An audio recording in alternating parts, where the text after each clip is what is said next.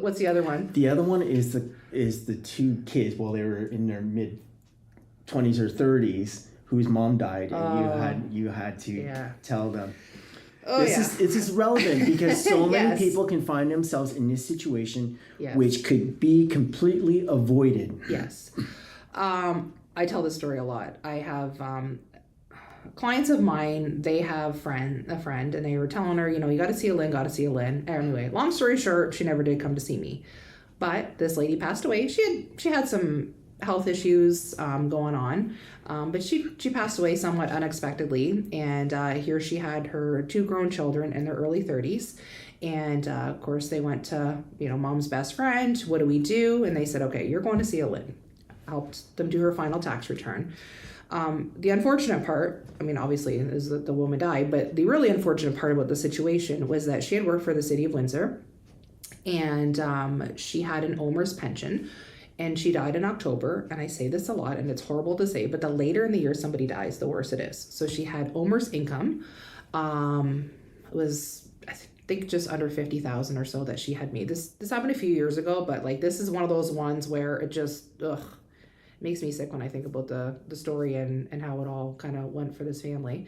And then the mom had taken Canada Pension, so we added on Canada Pension. The problem is she had a couple $100,000 in RSPs, and she was divorced, and her kids were grown up, so the money couldn't be rolled over. So when we did mom's final tax return, we had OMERS, Canada Pension, and then we had to tack over $200,000 of RSP income onto her final tax return.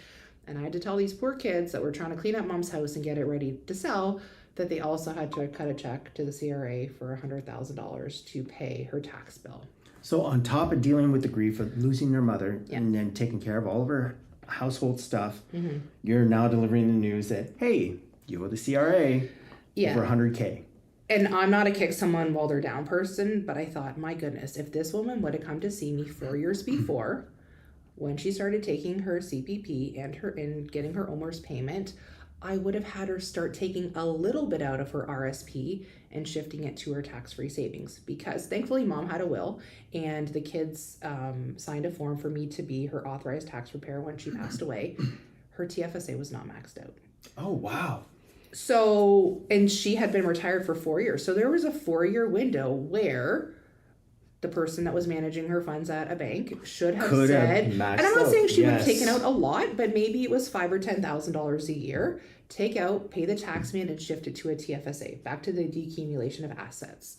So important, decumulation of assets. You can imagine how upsetting it was, because this woman's best friend has been a client of mine for years. So, she was pretty upset about losing her friend.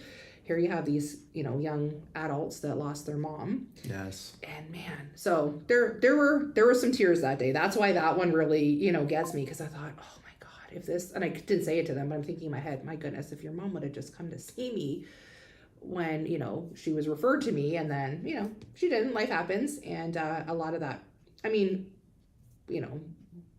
different things could have happened, but at least if we could have gotten $5,000 or $10,000 a year out, had her pay the tax on it while she was living, shifted to a TFSA, then it wouldn't have been as big a tax burden on the family. The importance of proper retirement planning. Absolutely. And having everything in order. Thankfully, she had a will. Yes.